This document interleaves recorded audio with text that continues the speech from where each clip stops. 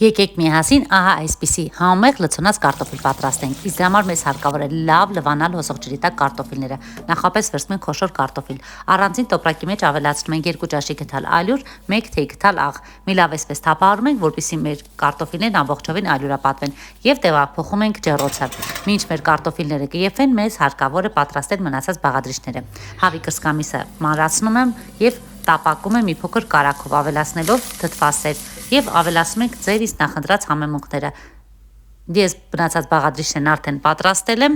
կարտոֆիլը յուրահատուկ կերպով եփվել է եւ մենք արդեն կարող ենք այն լցոնել, բայց սկզբի համար պետք է մի լավ իրեն տրորել, ավելացնել աղ կարագ եւ նոր վերջում ավելացնում ենք այստեղ ամենակարևոր բաղադրիչը՝ մանր արդեն քերիչով անցկացրած հալվող պանիրը։ Հավատացնում եմ անչափ համեղ է ստացվում։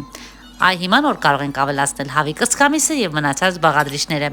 Իսկ միջուկը կարող եք ինքներդ ընտրել ձեր նախընտրած տարբերակը։ Իսկ եթե հավանեցիք հոլովակը, թողեք մեկնաբանություններ եւ իհարկե բաժանորդագրվեք։ Ձեր բաժանորդագրումը ինձ համար շատ կարեւոր է։ Ինչպես նաեւ կարող եք բաժանորդագրվել իմ YouTube-յան ալիքին։ Սպասում եմ ձեզ նաեւ այնտեղ։